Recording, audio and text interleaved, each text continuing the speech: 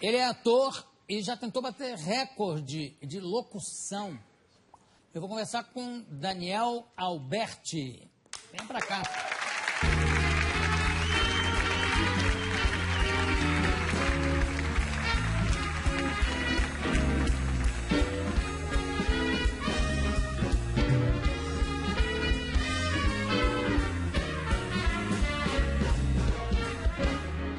Daniel, não é Júnior, então? Não é Júnior, não tenho filho, não sou filho de Alberti. Você Daniel não é filho Alberti. de Daniel. Por que pintou esse Júnior aí? Não sei, mistura, Não sei, alguém mistura aqui na... na... errado isso pra você. Você desculpa. Tudo bem, tudo bem. Como é o nome do seu pai? Daniel Alberti. Não, José Carlos Pérez. Então não tem nada a ver mesmo. Me fala um pouco do seu histórico escolar exemplar. Antes de começar, eu queria só mandar um abraço para o Renan Soares, que é meu cunhado e tem 12 anos e que é seu fã. Queria mandar um beijo para ele. Manda um beijo pro Renan. Um beijo pro Renan. Eu vou mandar até para outra câmera também. Por favor. Aí ele fica beijado. Lá em Gravataí. Esse é o nome o mesmo nome do meu tio. Ah, é? Togo Renan Soares, que foi que um dos grandes técnicos do basquete brasileiro, foi bicampeão mundial. Também foi técnico de futebol, levou toda uma tática do basquete pro... O único defeito é que ele era bem do Flamengo, mas enfim. Não é perfeito, né? Mas e era uma figura notável, que ele foi campeão de remo e natação como treinador e não remava nem nadava. Ficava só de fora, dizendo, não, tem que fazer assim e assar. Agora, e o histórico exemplar? Então, assim, olha, eu sempre fui, no colégio, eu era um péssimo aluno. Assim, o que tem de pior, eu era abaixo disso. Então, era assim, eu reprovei 2 vezes, eu era... Reprovou quem? Eu fui reprovado, fui reprovado 2 vezes, era suspenso diversas vezes. Era assim, no meu colégio era assim, dividido os melhores alunos na classe A, os não tão melhores na B, a C e a D, os piores. Eu estava na D. Ou depois da D? Eu era o último aluno da D. Era o Z. Eu era, assim, da classificação o pior. E, assim, para eu conseguir terminar o colegial, agora ensino médio, eu cheguei numa coisa, aconteceu uma coisa interessante, que foi assim, eu fui fazer supletivo. E colei no supletivo. Eu encontrei um rapaz que estava saindo da prova e você fez a prova agora? Eu fiz. O que caiu na prova? Aí ele me passou as respostas e eu colei. Só que nesse meio tempo eu comecei a fazer teatro e aí isso fez com que eu tomasse gosto por estudar e começasse a ler Mas aí já era tarde. Mas depois disso eu entrei na Escola de Arte Dramática, na USP, entrei na Faculdade de Artes Cênicas também, na USP, agora passei no mestrado na Unicamp, fiz cursos assim fora do Brasil, diversos. Hoje em dia eu dou aula fora do Brasil, dentro do Brasil, em vários estados. Inclusive eu estou com um núcleo de voz e de dança-teatro lá em Porto Alegre, que semanalmente eu vou para lá, nas segundas e terças, quem estiver em Porto Alegre quiser fazer um curso legal. E também eu tenho apresentado muito essa peça que agora está em cartaz no Espaço Maquinaria. Já apresentei no Chile, na Bolívia, na Argentina, na Espanha, no México, por aí afora. Então isso acabou virando por causa do teatro. E você não completou o estudo médio? Completei, eu fiz o supletivo. Fez colando. Colando, né? Aliás, o nome já eu acho uma barbaridade, né? Porque é estudo médio, ele é médio. Não é lá essas coisas. Pois é, exato. Mas o que foi interessante foi a modificação que acabou acontecendo por causa do teatro, que eu acho que tem muito a ver com a maneira como a escola existe hoje em dia.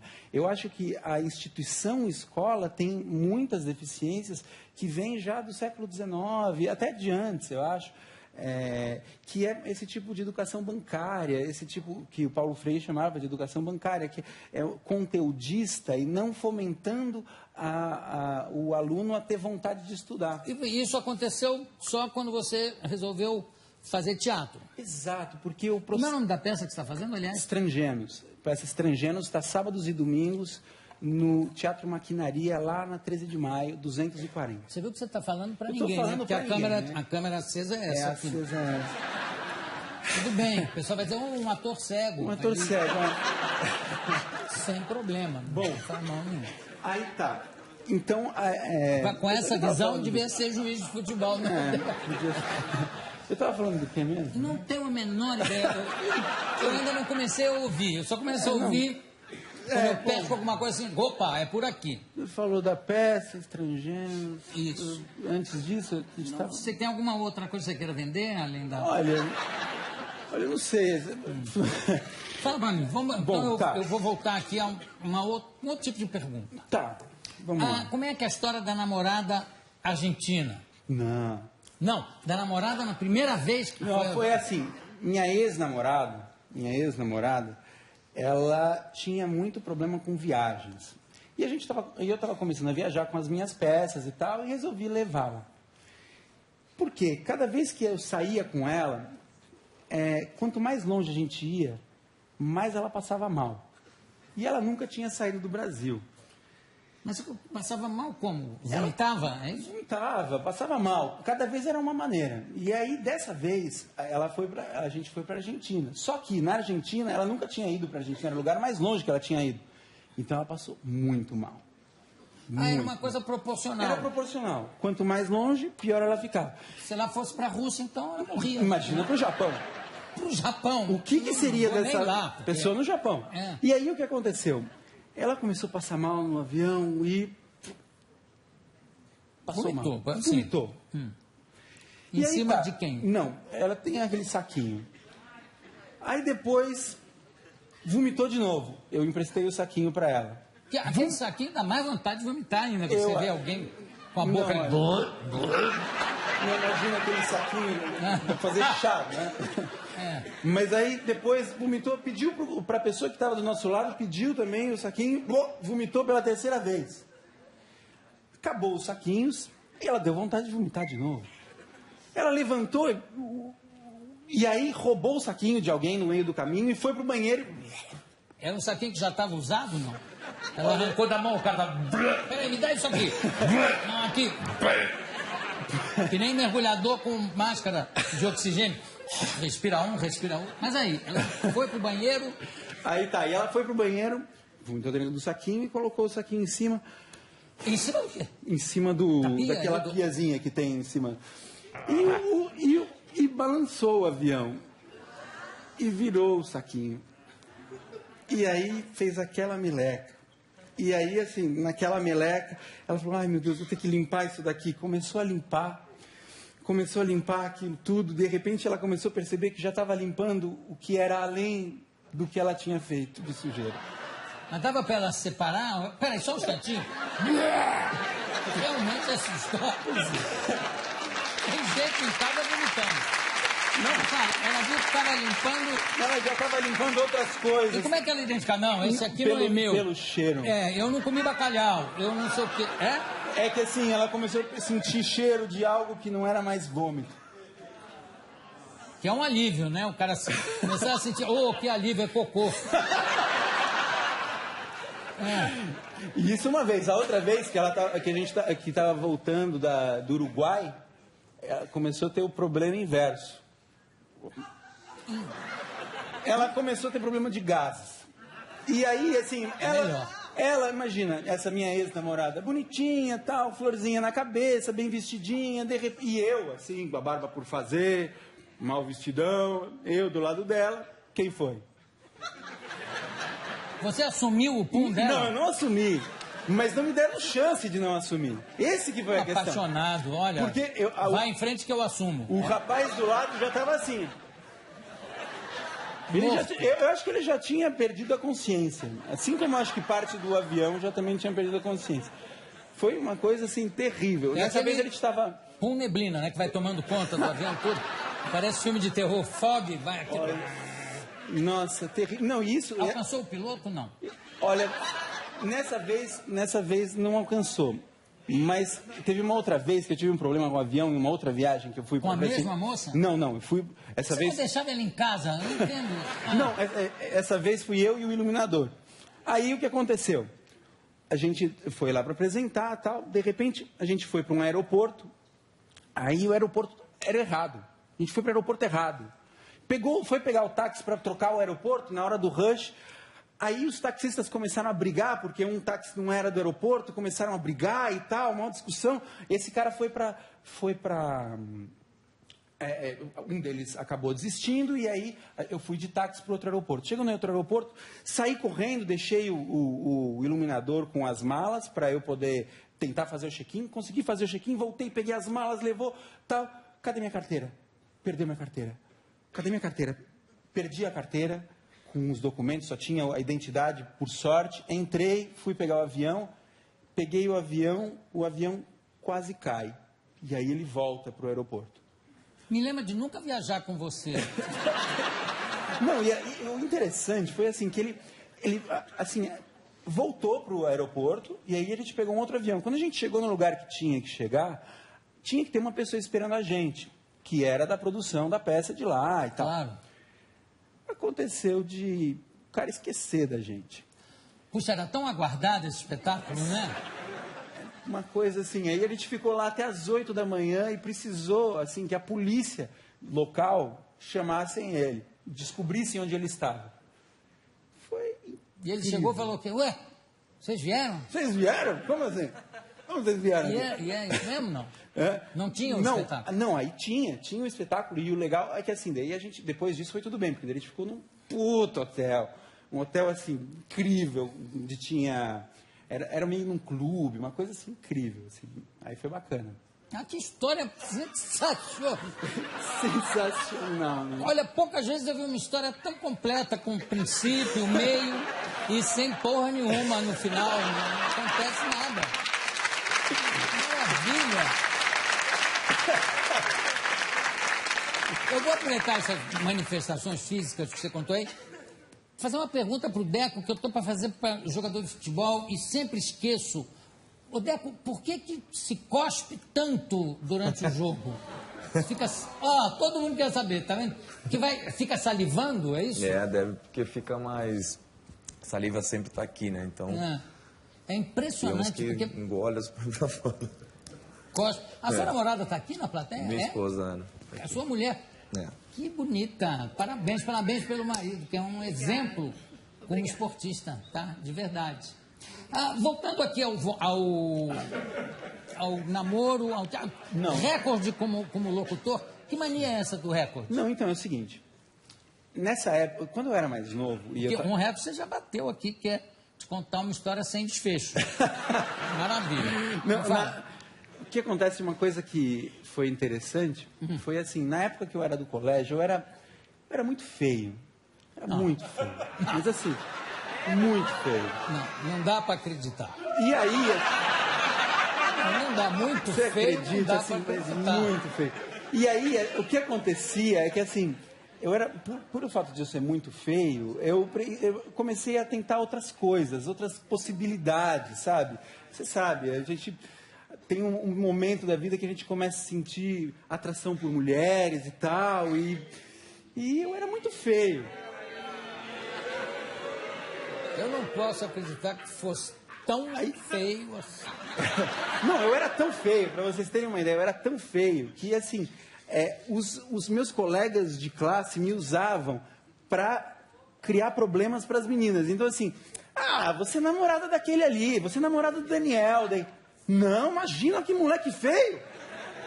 Era meio nesse nível. E aí, como eu comecei a buscar outras possibilidades. E nisso acabou entrando a coisa do recorde. Interromper, e já interrompendo, é verdade que para o seu irmãozinho comer, sua mãe dizia, come, senão você vai ficar igual a ele. É verdade ou não? Sua mãe não achava você feio. Isso eu acho que era uma questão de família, porque meu irmão também, quando era mais novo, também era feio. Mas cresceu, ficou aquela beleza. Ele cresceu, ficou o maior gato. Meu irmão, hoje em dia, assim, as pessoas falam, nossa, olha... Então, quem diria? Quem diria? Mas aí, voltando... eu tenho uma teoria de que a gente é como se fosse vinho, sabe? A gente vai crescendo e vai ficando melhor. Acho que aos 80 anos... Uns azedam. Virou um vinagre. Mas enfim. Mas tá, mas os recordes, aí Vamos tudo aos bem. recordes. Aí, tudo bem, um dos recordes, Você uma achou das que ia coisas pegar que as eu... meninas batendo recorde? É, Recorde de feiura, por exemplo. esse eu Eu tinha sou o conseguido. moleque mais feio do colégio. Esse eu tinha conseguido, mas não tinha dado certo. Então, comecei a buscar os outros. Então, um deles foi o recorde de narração. Eu brincava de narrador de futebol, então tinha, por exemplo, um narrador de futebol, eu ouvia o narrador e começava a narrar ao mesmo tempo que ele estava narrando. Aí eu peguei um trecho de um CD que tinha umas narrações de futebol, eu peguei uma das narrações que tinha embolado tudo no meio na pequena área tal, e tinha sido gol. E aí eu decorei esse trecho e começava a brincar, narrando isso tal. Como é que era? Deixa eu ver. A narração era mais ou menos assim. Eu faço festa, essa cabecinha, garoto Zé Maria. Está autorizado, vai chover lá dentro da boca da botija, barreira por 2 homens. Correndo pra Renato Zé Maria, confusão na boca do gol, acertou, a de cabeça, acertou, bateu na trave. De cabeça, Wagner com Wagner, acertou, vai dizer gol! Tá vendo, Beto? E aí, assim...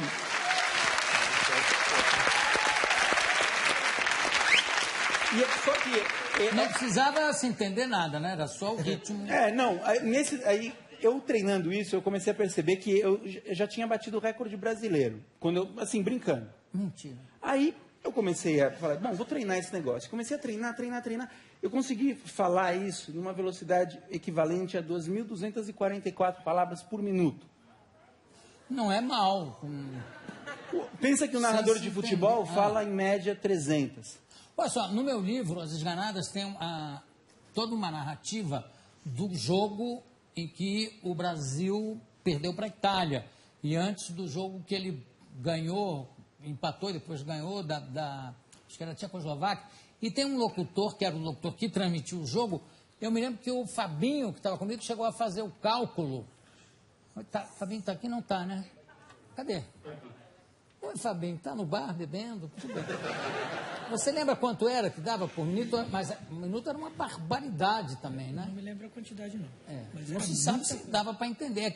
Transmissão de corrida de cavalo, você nunca tentou? Que também tem um recorde a ser batido. Então, eu nunca ouvi. Mas o que acontece é que, assim, por exemplo, essa narração eu conseguia fazer isso 44 vezes em 1 minuto. Agora, isso ajudava a conquistar alguma moça? Você chegava para a moça, ó, quer ver, ó? Então, não adiantava. pegou ninguém com não isso. adiantava. Aí eu comecei a tentar outras coisas. Então eu comecei a estudar filmes dos galãs. Ótimo. Então eu comecei a estudar, por exemplo, o jeito deles. Eu descobri que tem uma coisa na sobrancelha de juntar, subir assim, uma coisa assim, sabe? E aí o andar, por exemplo, Deixa eu ver um andar. o andar, por exemplo, eu comecei a estudar uma coisa assim, tá, bem olhar. relax. Isso também não adiantou nada. Acabou não adiantando nada. Nem a cara? Não, a cara também não adiantou. Eu acabei descobrindo que o que adiantava era uma coisa que eu nunca iria imaginar. As mulheres gostam de senhoras. Me explico. Nessa peça que eu estou fazendo, eu faço uma velhinha. E toda vez que eu faço a velhinha, as mulheres ficam loucas. Olha, eu juro. Não, peraí, eu juro. Quando eu fui para, assim, isso aconteceu na Espanha, no Chile, todos os lugares onde eu apresentei, as mulheres ficam loucas. Eu não sei porque, deve ser um complexo de Écuba, eu não sei. Mas aí você tem que estar vestido de velhinha para conseguir... Nada. Assim, Como é que você faz? eu só não vou fazer aqui a velhinha porque eu estou proibido pela minha namorada. Porque se eu fizer, eu não consigo sair daqui vivo. Então, se vocês quiserem ver a velhinha, por favor... Se vocês quiserem ver a velhinha, venham assistir Estrangeiros lá, Você na vê como ele Rua é. 13 de maio. Depois, na sábado e domingo, às 8 saída, horas. pode cobrir ele de porrada. Mas eu porque- posso fazer um outro personagem. Não, obrigado. Não faça. E esse não tem problema. O outro personagem é qual? É o quê? É um personagem assim.